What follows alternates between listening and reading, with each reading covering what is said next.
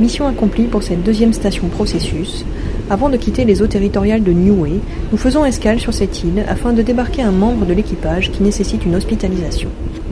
La santé du marin s'améliore et nous poursuivons notre route en direction des eaux territoriales de Cook, où nous allons effectuer notre troisième station processus. Chaque station longue débute ainsi par une caractérisation de 24 heures de la structure de la colonne d'eau, tant sur le plan physique que biogéochimique, à l'aide du MVP ou Moving Vessel Profiler. Un poisson muni de capteurs de température, salinité, fluorescence et particules est mis à l'eau et tracté par le bateau à une vitesse de 8 nœuds, permettant ainsi d'obtenir des profils à très haute résolution spatiale et temporelle. Donc le fonctionnement c'est effectivement celui-là, vous voyez ici le bateau qui avance. Le poisson, comme on l'appelle, donc l'instrument de l'MVP, il est tracté, il descend verticalement, il remonte, il descend, il remonte, et tout le long il mesure. Et donc par exemple, on peut obtenir des profils de salinité, ça c'est la salinité, mais c'est juste un exemple. Donc là vous avez la distance à partir d'un point initial, la profondeur, et la couleur c'est la salinité. Donc là on a fait par exemple 170 km à peu près en quelques heures. Après la caractérisation à haute résolution de la zone étudiée, la station processus peut débuter.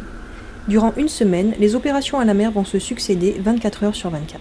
Pour comprendre le rôle de l'océan dans le captage du CO2, il est nécessaire de caractériser l'environnement physique dans lequel vit le plancton que nous étudions.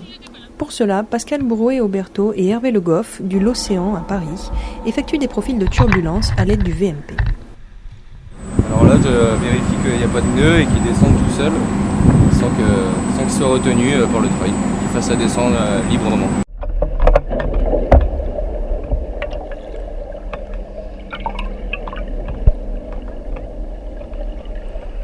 On vient de mettre à l'eau un profileur de turbulence. La turbulence, c'est par exemple les vagues qui déferlent la surface de la mer, comme ce qu'on voit tout autour de nous. Et dans cette campagne Outpace, on s'intéresse aux organismes marins.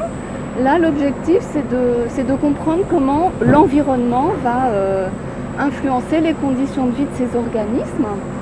Et en conditions de vie, il y a quelque chose d'essentiel, c'est quand même la nourriture. De quoi vivent-ils? De comment se nourrissent-ils? Ces organismes, les microalgues, sont suivis en temps réel par les images satellites durant la campagne Outpace. Alors nous mesurons la couleur de l'eau pour valider les images satellites. En effet, ces satellites mesurent la couleur de l'eau tous les jours de l'océan avec une maille de 500 mètres par 500 mètres. Donc en chaque point, ils mesurent le spectre émis par la surface de l'eau. Il est très important de calibrer et de valider ces images. Et nous avons donc utilisé d'ailleurs les satellites pour guider la campagne. Les satellites ont indiqué là où se trouvaient les blooms de phytoplancton.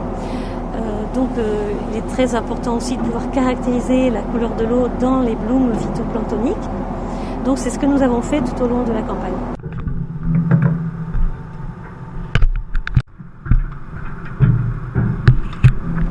Cécile, qu'est-ce que c'est ces torpilles que vous mettez à l'eau? Oui. Alors ce sont des instruments qui mesurent les éclairements remontants et descendants tous les mètres lors de leur descente. Donc, à quoi ça sert?